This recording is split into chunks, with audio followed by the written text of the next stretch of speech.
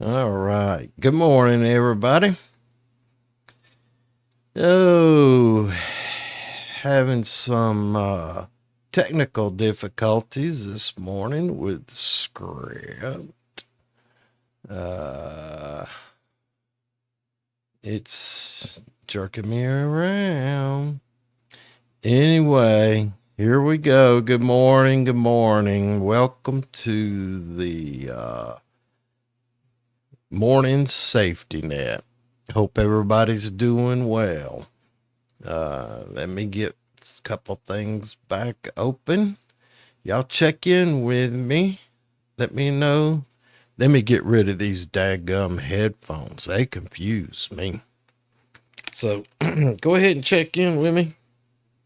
Let me know where you're at, where you're going, what you're doing today. I'm interested in knowing. So hit me up and let me know. This son of a gun is still stuck between screens. All right, I clipped on that a little bit. Sorry about that, boys and girls. This son of a gun has got me goofed up. I am stuck. Bright and early on a Monday morning. If you're in your truck, on the road, boots on and coffee in hand, welcome back to the grind. Hey, I got it. Glad that y'all could be with me this morning. And I'm just doing a little housekeeping before we get started. There we go. All right. Starting the week off right. Covering the good stuff. Man, these glasses are so dirty, I cannot see out of them. Y'all give me a minute. Check in. I've got another camera angle up here too. So if y'all want to see me bouncing around, let's see how that turned out. All right. I got one cleaning pad here. I'm waiting to see how long it takes to make that jump. There we go. Yeah. Starting the morning off right. Covering the good stuff. Here on a Monday morning, since we are out there building America, we want to get the week started right. Uh-oh. Let me change out. Something happened on that feed. Let me go back to Middleclassbubba. Y'all, I'm still learning. So if it looks like I'm amateurish, please forgive me, okay? I've got just one cleaning pad left to clean up here. Let's see if I can get these glasses on. These lights, you got to have a lot of light when you do these things because I don't have that good a camera. Somebody want to pitch in $1,000 or $2 for a camera, man, I'd appreciate it. But right now I'm just working with what I got. I hadn't made purchases yet because I'm still investigating what kind of camera I think would best suit my needs. But I got the eyeballs cleaned up so I can see better now. Yeah, we're out here. We like to look, we've been out there. Let me set up something. We've been out there and we're working all week and,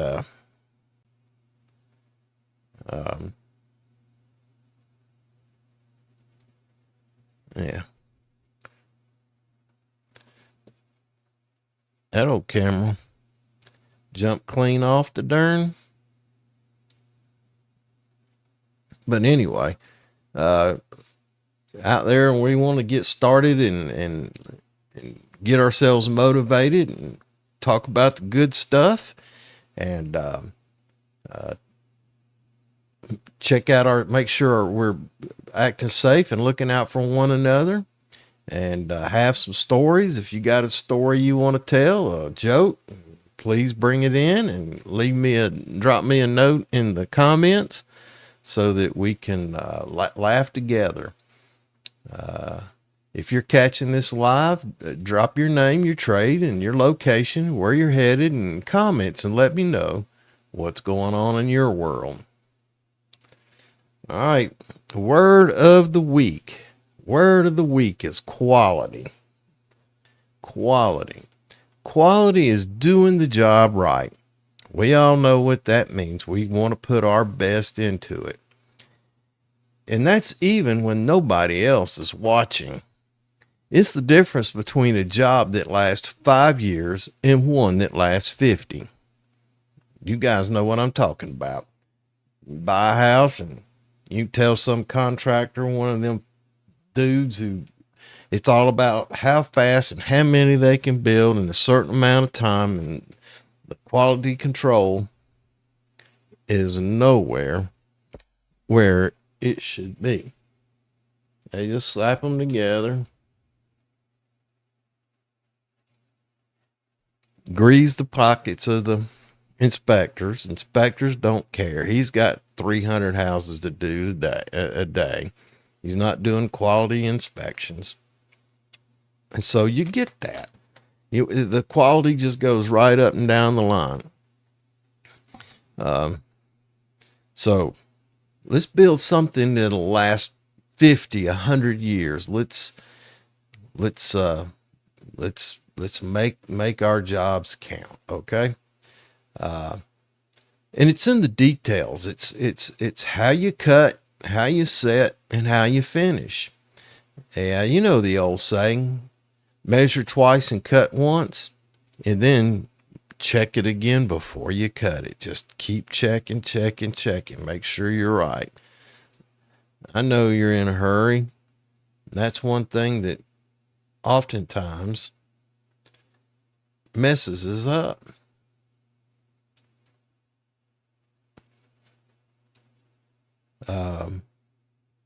So I'm still fooling around, guys. Forgive me. Check in with me. Give me a comment. Send me a comment. I got the comment section open. Let's see what's happening on. Sure, it takes a little bit more time, but in the long run, it's faster, cheaper, and a whole lot embarrassing than redoing your work. And I've seen that before too, where you've had to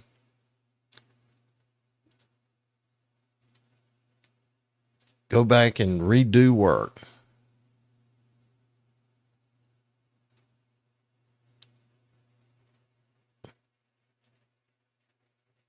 All right. Yeah, I'm sorry, guys. I'm trying to do some new stuff here. Let me show you this new camera. How do I transition now? Let's see. There we go. Yeah, I transitioned to this new camera. Anyway, maybe I can make this thing look a little bit better. And anyway, we'll go back to this one. Yeah, doing quality work. And you're watching me right now trying to do quality work on this live stream. And hell, I've been working on it since 10 after 4 this morning, just trying to get some things set up so that I could try to provide quality work to you guys, audio, visual, setting up the lighting. And when I'm in the field, I'm looking for those guys who do quality work, who take pride in what they've done. Your work is a reflection. It's your name on it. Make sure it's something you're proud to point out years down the road, when you're riding around with your grandbaby. Say, hey, yeah, we built this one. I built this one. I built this one. I didn't know anything. I was digging ditches, but this one here, I was the lead superintendent on that job. I had 30 guys working for me. And that would be a real point of pride as your time goes on. Just quality isn't what you do. It's what people remember you for. Being a contractor, working with contractors, when you hear the words that You know, that guy did a great job, and I'd like to have him on my next project. So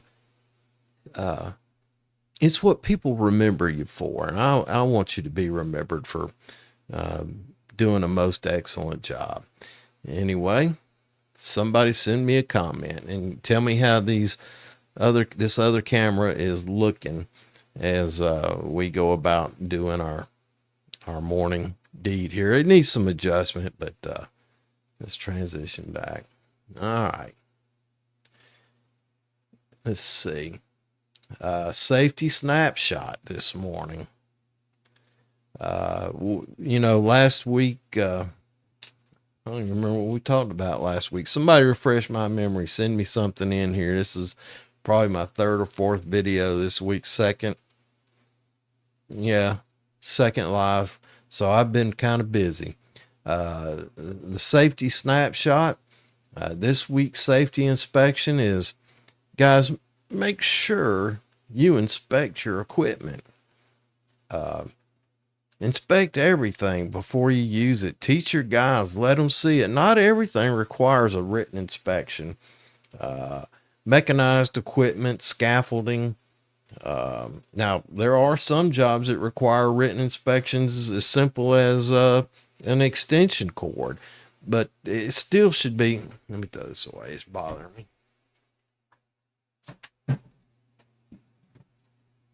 It's still important that you inspect your equipment, and you as an older hand, if you're inspecting your equipment and these younger guys see you inspecting your equipment, you know, things, all your tools from your drills, your sawzalls, your ladders, your extension cords, if they see you inspect it, then they'll follow suit. These young guys, especially ones that, you know, don't have that much job experience, they're going to look at you as being their leader, the guy that they want to emulate. Man, when you're a graybeard, these young guys coming on, they might talk tough because they want to be big boys. But they're watching every move you make. They're watching how you deal with people, how you speak to people, and they're going to pick up those traits. They might not understand why you're that way, but they will pay attention and they will pick up those traits. So it's important that you inspect your equipment and let them see you inspect it. These tools, they're your lifeline on the job. They help you make a living. They help you do your work, and you need to take care of them and inspect them. And if they're cracked, frayed, dull, or bent, you're one bad day away from a disaster. You know, you don't inspect your saw and it comes apart on you and you injure yourself, or it gets into production, man, that's a bad day. You know, make it easier. Inspect it before you use it. It's too late to wish you'd looked it over. You know, the old saying. Here's two old sayings. My old Uncle Jack, he's long gone now. He said, poor workman blames his tools. You know, if he didn't inspect it and the tool breaks and he goes, well, the tool fell apart, it went no piece of crap. I've heard that before. And then you see other professional craftsmen who've been around, notice the word professional, who've been around for years, and they're still using tools that, you know, Sears and Roebuck sold, and Sears and Roebuck has been out of business a long time. And they'll tell you, take care of your tools, and your tools will take care of you. So take those two things to heart. And moving along, and that's part of a job site challenge, but I've got one particular job site challenge. Hey, let me change this camera here. I don't know what I'm going to do, but your job site challenge. And you'll see me look across at my notes, but I just want to see uh, this camera angle, this difference on this camera angle. Uh, you know, I'm a safety guy. I come from a safety background, and it's something that's in me. But the challenge on the job site, and it should be a challenge every day, and share it with your buddies, and be a leader on this. Being your brother's keeper, or your sister's keeper, and that's this week's challenge. Look out for one another. Not everybody knows everything on every job. If your training and experience has led you to understand a hazard differently than someone else, and they're stepping into a hazardous situation, stop them. Say, whoa, whoa, whoa, let's check this out. Let's make sure that, we're doing it the right way. I've seen good men and women saved because someone else spoke up. Whoa, watch out. Watch out. You're walking near an open hole. Let's stop and get that fixed. I've seen that myself. I was walking a job site one morning, and it was dark 30 in the morning, and everybody was gathered up having a safety meeting under flashlights. And I'm walking around the back of the group, observing, just doing observation. And it was pitch dark. And my spidey senses went up, and I stopped. And I shined my flashlight, and I almost stepped into a stairway that went below deck. The cover was missing. There was no guardrails, no nothing. And I came within just an inch of stepping off into that hole. So nobody told me that was there. No, everybody knew it was there. They'd been working around it, and no one took the initiative. The superintendent didn't even take the initiative to have it managed and taken care of. And the sad part is, later in the week on that job, there was a fatality, and that job was a mess, man. And I was rampant about it. Anyway, that's, so I've seen good men and women, saved because someone else spoke up. Maybe it's telling your buddy to tie off before he steps out. Maybe it's making sure that, maybe it's making sure the new guy isn't about to plug into the wrong breaker box. And it could be it could be a dead breaker box. Say, hey buddy, that box is dead. Or he's fixing to plug in. He doesn't have a GFCI on his saw and working in wet flooring or wet conditions. We're all in this together. If you see something wrong, say something. Sometimes the smallest heads up saves the biggest heartbreak. So look out for your brother's keeper. Make that one of your job site challenges today. We all have a job, but we also have each other's back. So do your job, do it professionally, do it the best you can. Remember, these young bucks are watching you, but most of all, and another time,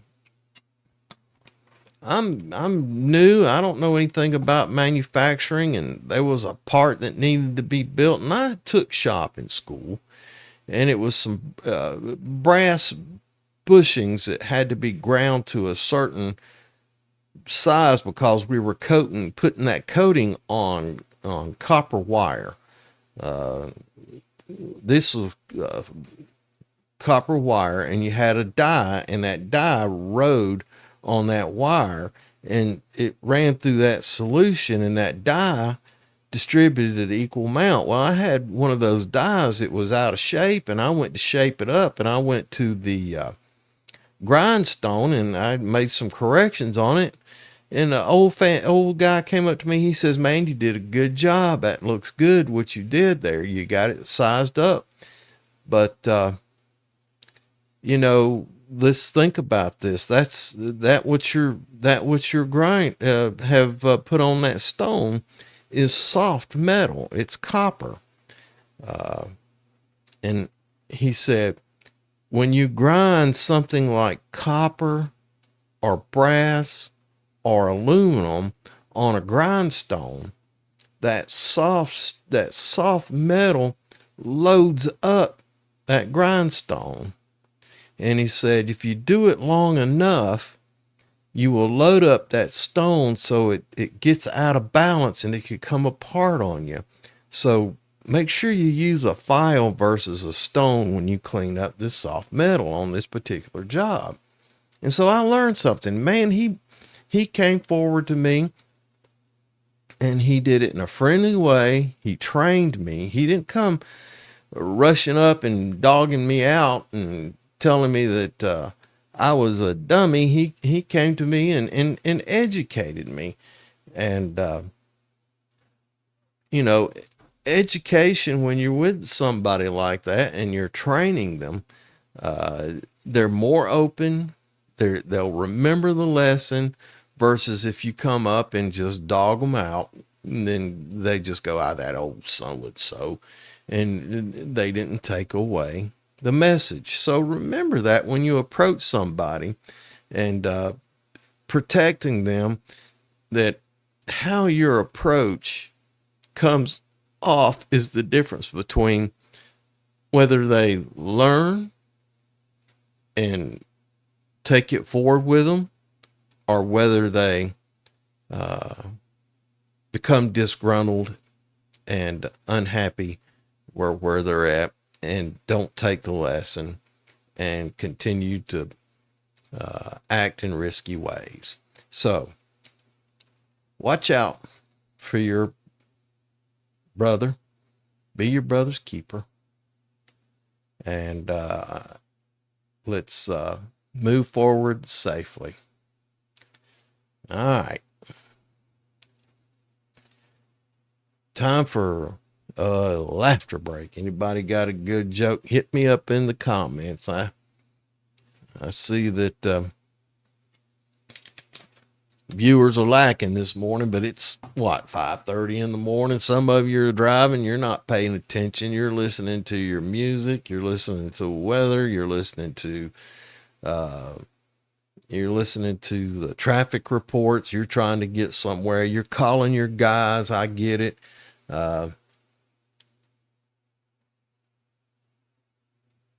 But I can't decide which would be a better time. I'm open to comments about that. So, let me know. Here I am working away, just getting everybody. But anyway, let's take a joke. Here's one somebody sent me.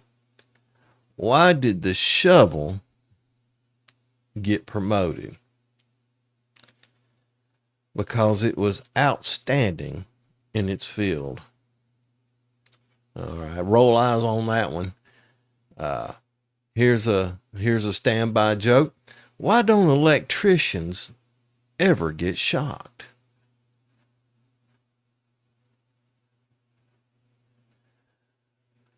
Why don't electricians ever get shocked?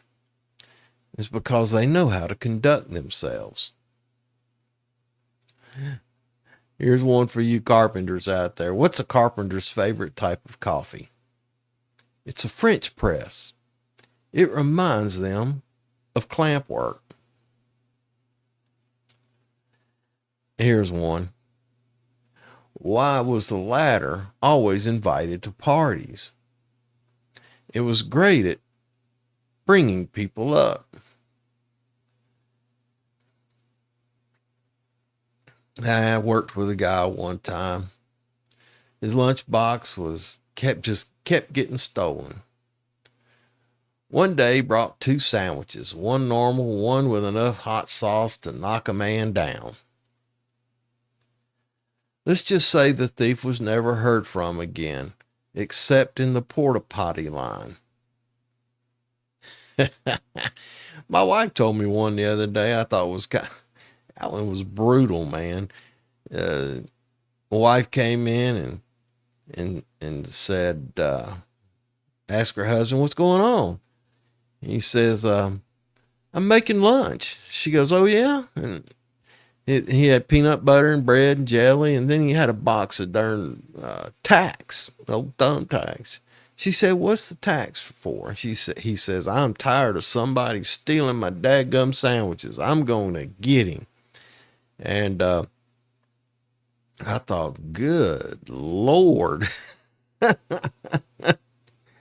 That was awful. That was brutal, in my opinion. Anyway, there's another one for you.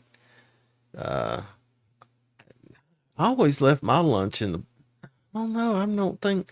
Now I've worked in an office a time or two, but the thing is, man, you'd get working in the offices. People had a tendency to leave their darn lunches in there for weeks at a time, or they would buy McDonald's or eat some of it and put the rest of it in the refrigerator, intending to take it home or eat some of it later.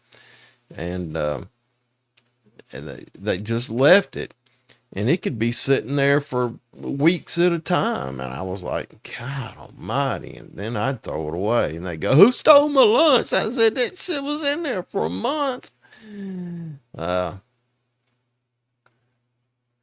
All right. Here's one. I don't know. The tape measure race. We had 2 framers racing to see who could measure faster. Both were wrong by a half inch. Goes to show, fast is fine, but accurate pays the bills. All right. Got a few questions from last week. And one was dealing with the heat and keeping hydrated. And I put out a video last week on it. And it was about hydration and nutrition, and they go hand in hand. But that was my response to him, and I'll cover it here briefly with you. But if you go to the Middleclassbubba, you will find that there's couple hundred safety related videos there, and I talked about hydration and nutrition last week. And here's the advice I gave: hydrate before you're thirsty. If you're waiting till you're parched, you're already behind. And watch out for your crew. Heat stroke doesn't tap you on the shoulder first. There's all kinds of symptoms: nausea, dizziness, confusion, slurred voice, all kinds of things. And all right, seems like we got disconnected. And hey, listen, guys, if you see me buffer every now and then, I'm way up in the northeast Georgia mountains, and there is no good internet service, terrestrial. So I'm on the Starlink, and I think it updates every morning between midnight and 6 a.m. And sometimes you'll see me just sit there and spin, buffer out, and that's what's going on a lot of times. So, bear with me when you see that happening. Let me know if you see some buffering. Send me a message. But anyway, back to the nutrition and hydration. Nutrition is an important part. You should be drinking probably a cup or 2 of water every 20 minutes or so, at least, on the job. You probably need to drink 8 bottles of water a day if you're profusely sweating. We're here in the Southeast, and we have high humidity, and it gets hot, and your body's natural response is to sweat. But when you're sweating and it's humid, that sweat is not evaporating from your body. Your clothes are just soaked, and your natural cooling system is having difficulties keeping up with the heat and the humidity, and that's when we become susceptible. So, if you need to take a cool down break, find a piece of shade and sit down for 5 minutes. 5 minutes of sitting still in the AC truck or in the shade, it's enough to bring your core temperature down and bring you back to a level that your body can keep you moving forward. So, in nutrition, try to avoid a lot of sugar. Sugar, it'll accumulate in your system when you're sweating like that, and stress your kidneys. So try and stick to proteins and reduce your carbs and things like that. Drink plenty of fluids. Caffeine is a diuretic. That means it makes your kidneys, it activates your kidneys. So make sure that I drink coffee every day. I got a cup right here I've been enjoying, and I know you do too. And I'm not saying not drink coffee, but what I'm suggesting is that you try to limit your coffee and keep your uptake of water up. And the other thing that has a tendency to flush out is your electrolytes. Now, I don't believe in drinking a whole lot of electrolytes, because then you can accumulate some of those minerals in your body, and that's hard on your kidneys too. But you do need to make sure that you're replacing them. And the rule that I've always followed is, if you got a bottle of Gatorade, drink half of it mid-morning and half of it mid-afternoon, and continue to drink the water. Drink ample amounts of water. So watch that heat out there. It could get you. Let's see, where are we at? All right. How do you guys keep track of your tools? Do you mark your tools? Do you have your tools marked with your name on them? And how do you do it? How do you mark your tools?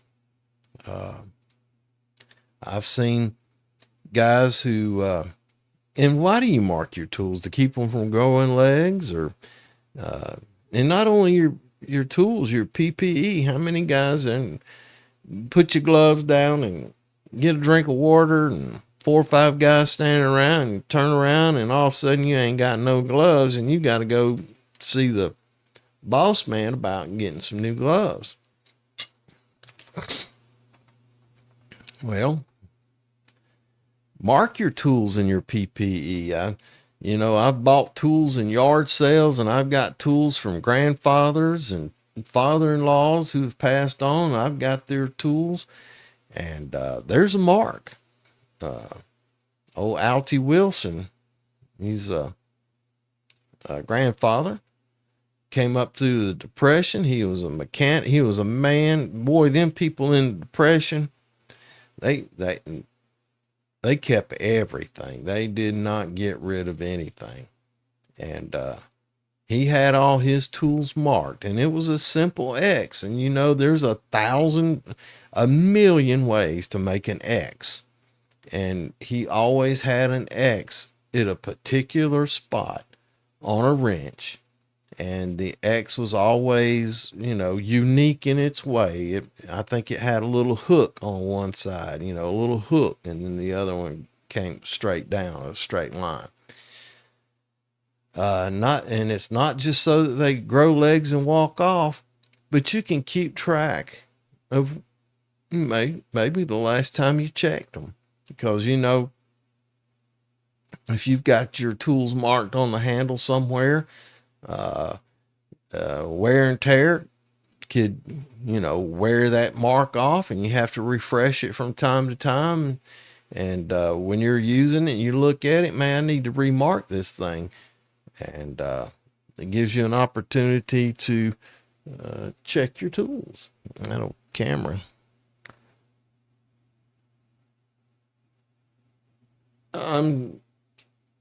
Like I said, I'm trying some new stuff here, guys. And so I'm just experimenting. So when you see me playing around here, I'm doing 100 things. So where were we? Oh yeah, keep track of your tools, mark your tools, helps you keep track of them. And I've seen people use paint pen, a Sharpie, and some of them have used a punch mark on their tools and punch some dots in it, or some of them, and I have one, a die set, bam, where you hit it. And you could buy those relatively cheap at the Harbor Freight, and you can strike your mark in your metal tools, and it's a sign of professionalism as well. So keep that in mind, and that way at a glance you can tell something overdue for an inspection as well. Tell me how you mark your tools. Do you mark your tools, or like a lot of people nowadays, they just consider them a throwaway, something that's just that they just throw away? I'd like to know. I'd like to know how you take care of your tools and what your process is for managing your tools. I've seen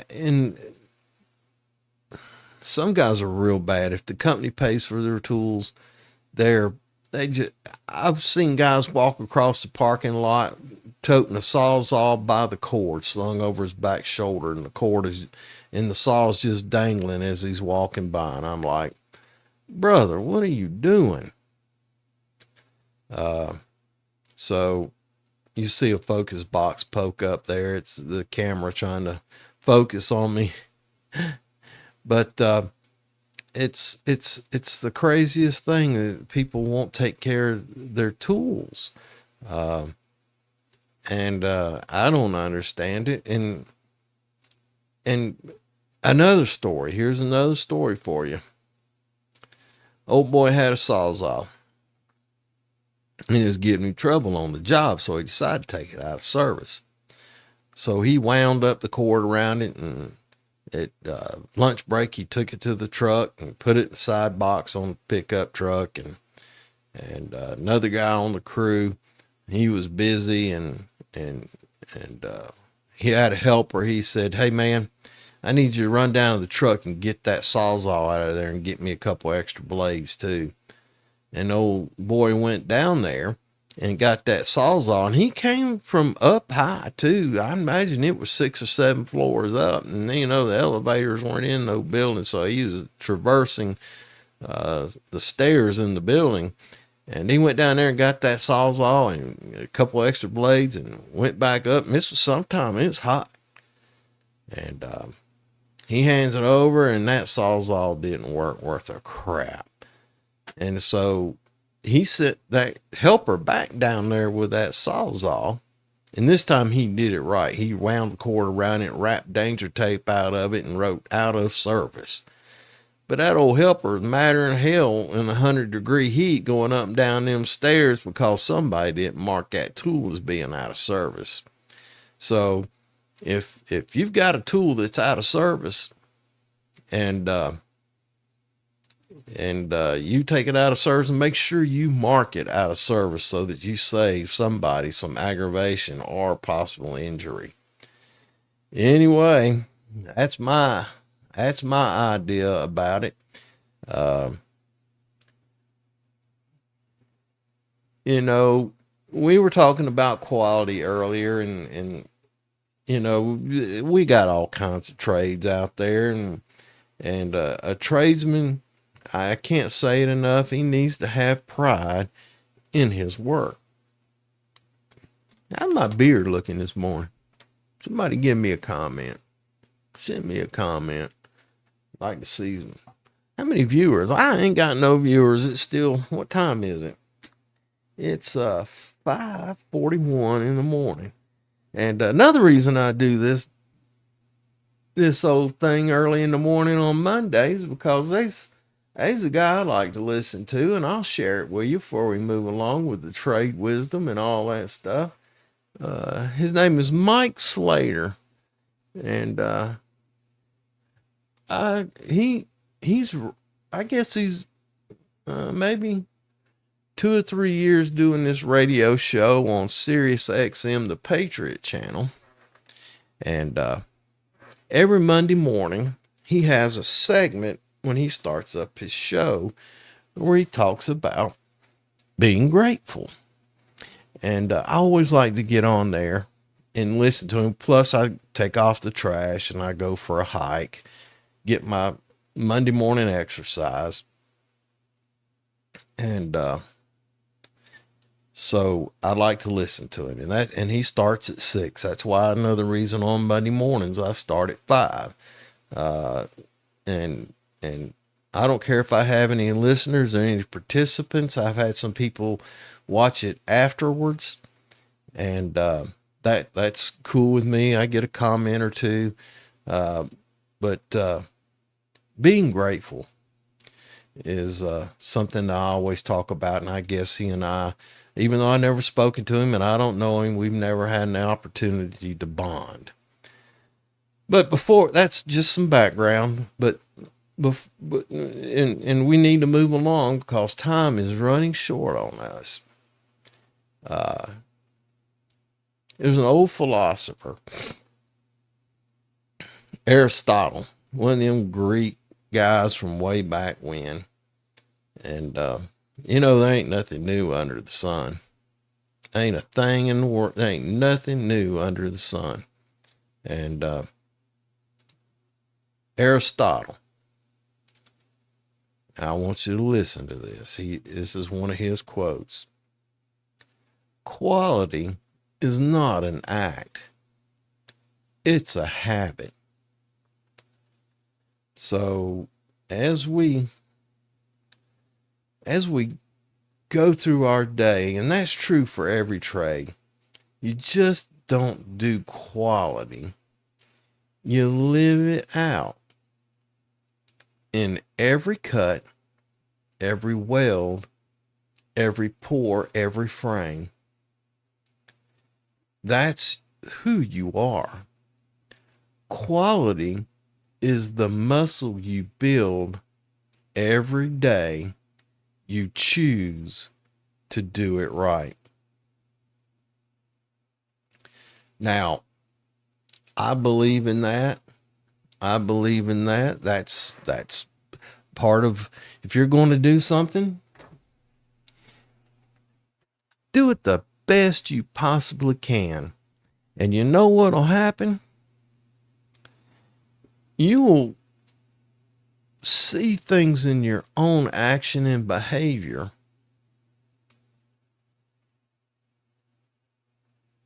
and you think you're doing it good, and you are doing it good. I'm not robbing it from you. But as you do that thing that you choose to do, you will in yourself see areas in which you need to improve. And here's where the difference comes in. A poor workman says, that's good enough. An excellent workman who pursues quality says, I can do this better, and changes how he does it to make it better. So, as you march through your work day to day, doing what you do, always strive to do better. Improve how you're doing it. And if you're working with a partner, a helper, when they see you put in that kind of effort, it impacts their thought pattern. And you develop lifelong associations with like-minded people who believe in quality work. Birds of a feather flock together. So, always make quality a habit that people recognize in you and your work. All right? Make it a daily thing. All right. Well, moving along this week, we've got a couple things coming up on the channel, on the other channel. This is the live stream. I for some reason, I have the impression that YouTube wants you to have separate channels for different things. That this channel that we're on now is specifically for live streaming. The other Middleclassbubba channel is specifically videos, and there's some leadership training on there. And if you like drone videos, there's some drone flight in there. There's all kinds of stuff on there, so you could check that out. But last week, like we mentioned, we covered hydration and nutrition and heat-related illnesses. Go check it out if you missed it. Now, this Friday, we're going to be talking about back injuries. Now, I know 100 times you've had conversations about back injuries and how to proper lifting techniques and 100 different things about protecting your backs. But this one, we're going to be talking about how to avoid back injuries and why lifting wrong can set you back months. And it don't take but one twinge carrying a load and you can get a herniated disc. But the one I'm going to be talking about is when you're helping someone, when you have a helper, helping you, when you're trying to work as a team.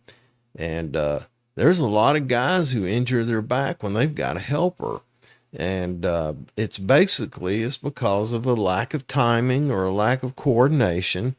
You know, one person will drop one in too soon and the other person's not ready, and he's still carrying the load, and it causes a shift and injures his back. And so that's what I'll be talking about this week, and you sure don't want to miss that. Listen, if you're a supervisor or a superintendent, a project manager, a GC, these videos, you can show these and have guys do a sign-in sheet on these videos on the other channel. These they're called toolbox safety topics, and they're recorded. And I put a lot of work into them, and they're just like having a toolbox meeting right there on the job. And they're normally 5 to 7 minutes. I get through the information relatively quick. And you could show these to your guys if you've got a monitor in your office and you have a safety meeting or on a Monday morning. You could bring the guys in there. or you could put it on your iPad and put it on the tailgate of the truck and have you guys gather around and watch it, or you can just watch it and get the idea. I always include the script in the notes so that I need to start mentioning that when I do those videos, but the script is in the notes, in the description, and you can, I guess, print that off, and it'll give you an idea on how to present it. Now, you ain't got to present it the same way I do. That ain't the intent. I'm just trying to give you ideas and help give you fresh ways to talk about things, because I know whenever you give those safety talks, it seems like it's hard to come up with a fresh way to express it or a new way to express it. That's the purpose of the middle class Bubba safety talks, is to give you ideas on what to talk about, or if there's something that you see on your job site that is needed to be talked about. There's probably a safety talk in there. And another thing, if you have a challenge on your job site and you'd like to see a toolbox topic, me do a toolbox topic on it, I'll do the research. I'll provide you the OSHA standard. I'll tell you what's required, and I'll do a video on it, and you can watch it, and you can take those show notes out of the description and print off that transcript and use it for your safety meeting, or you can show. It don't matter to me one bit. I'm just trying to be helpful, and if it's a resource you can use, whatever role your leadership is, you are as a leader, it's for you. It's for you. And if you're just the guy who's the bottom man on the totem pole, you start watching these videos, it'll increase your awareness and increase your value as an employee, because you're becoming aware of OSHA standards, and you're becoming aware of hazards on the job, and it improves your ability to protect yourself and to look out for your brothers and sisters on the job. Anyway, that's the purpose of it. Somebody give me a comment. Let me know what you think. Also, if you've got an idea of something you'd like to see on a toolbox talk, then please, by all means, hit me up and let me know. All right. Well, I always say it at the end of the project, at the end of the videos, and that's why I told you about Mike Slater, because I believe in being grateful for this wonderful thing that we call life. Even if it means sweat, blood, and tears involved, we do have the opportunity to learn and make contact with other spirits in this world, and develop bonds and relationships that mean a lot to us as we go through life. But it's that time of the morning here. We're winding down. We got about 4 minutes left, and I'm grateful for the opportunity to be here with you this morning and talk about what we're talking about, getting together and develop a camaraderie and visiting with one another. And y'all get to listen to me babble endlessly about sometimes meaningless stuff. And I'm grateful for that opportunity to do that. I'm grateful that you guys got steady work. I'm glad you've got good health. I'm grateful for the good health that I have and you have, and I'm most grateful to have the chance to share this Monday morning with y'all. It's worth getting out of the bed at 4 o'clock in the morning to be here, and let's get together. And it helps us start the week strong. Let's get motivated, get out there, and the opportunities in this country are unbelievable right now. We've been in the humdrums for a while and rocking along. Some of you have been fortunate enough to stay busy, but I believe that in America, every day is a new day. In America, every day is a new opportunity for you to become something greater than you are right now. But as we're out there, keep an eye out on your brothers and sisters. We look out for your brothers and sisters, and keep your own work solid. Because we're not just building structures. You're building your reputation, not only as a tradesman, but as a human being. So stay safe, stay sharp, stay on time, and most importantly, have a grateful day, and we'll see you next time. Bubba is out. All right.